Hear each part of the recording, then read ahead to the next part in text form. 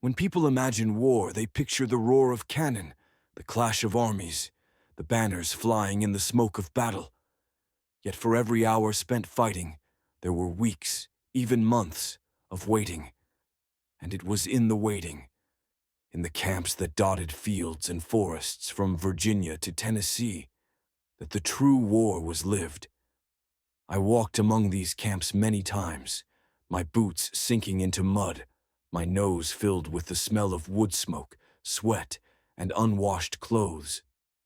Rows of white tents stretched across open fields, their canvas stained by rain and soot. At night, the glow of campfires flickered like constellations across the dark earth. To the outsider, they might have looked like cities. To the soldiers who lived in them, they were both prison and home. The first thing that struck me was the food, or rather, the lack of it. Soldiers spoke endlessly about rations, salt pork that reeked of brine, hardtack biscuits so tough they joked of breaking teeth, beans boiled until they turned gray. Coffee, when it could be had, was treasured like gold.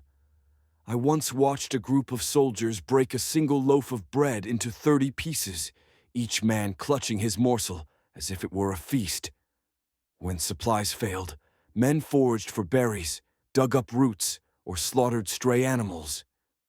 Hunger was a constant companion. Disease was worse than hunger. Camps were breeding grounds for sickness, dysentery, typhoid, measles, pneumonia. The latrines were shallow, the water often fouled. I saw lines of men coughing into their blankets, shivering under fever even as the summer sun beat down. Surgeons worked tirelessly but lacked medicine. More men died in their tents than on the battlefield, their bodies carried out quietly at dawn, buried in shallow graves beyond the camp. Yet amid the misery, life went on. Soldiers found ways to occupy the endless hours. Some carved chess pieces from wood, others strummed banjos or fiddles. Dice and cards appeared as often as Bibles. Letters from home were read aloud around the fire, passed from hand to hand until the paper nearly tore. I saw grown men cry over a scrap of paper bearing the words of a mother or a wife.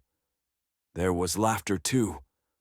Men nicknamed each other mercilessly, pulled pranks, sang bawdy songs late into the night. They drilled by day, their muskets gleaming in the sun, their sergeants barking commands.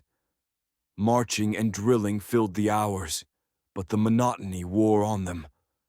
All drill and no fight, one soldier grumbled to me, and when we do fight, half of us won't know what to do.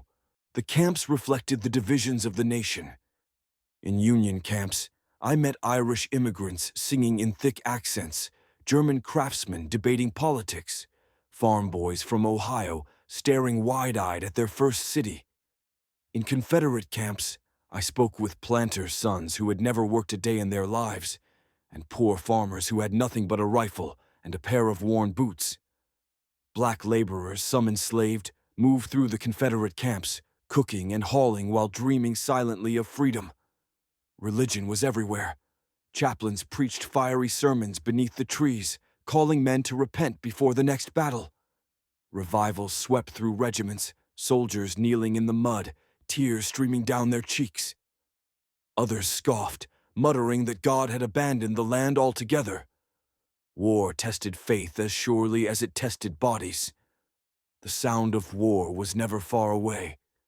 Even in camp, there was always the distant echo of gunfire, the thump of a drum, the bugle sounding reveille at dawn.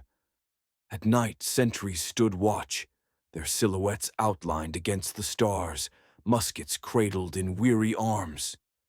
Sometimes, in the stillness, one could hear the faint singing of the enemy across the lines, Union songs drifting south, Confederate hymns floating north, two armies sharing the same night air.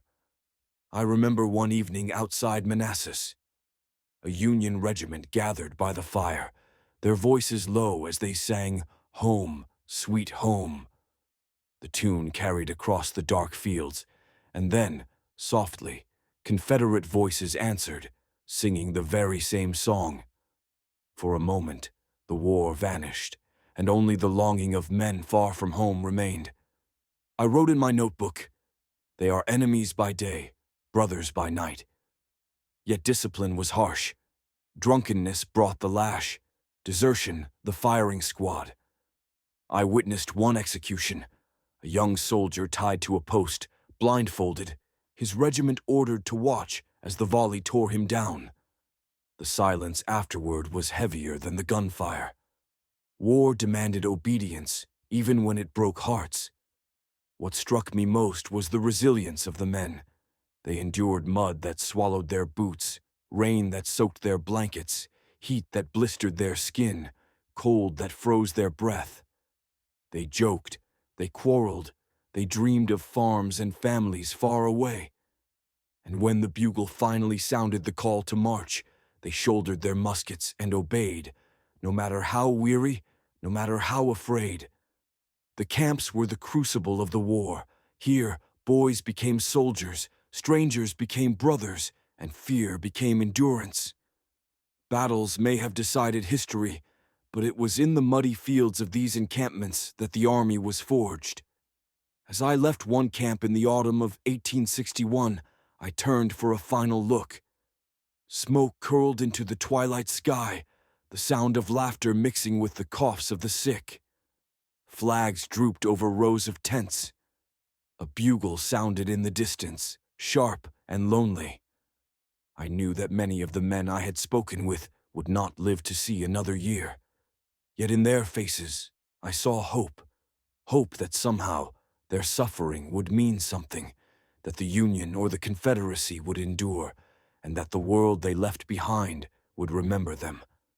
That night I wrote, "The battlefield may claim the glory, but the camp claims the soul. It is here, in mud and hunger, in laughter and tears, that the real war is fought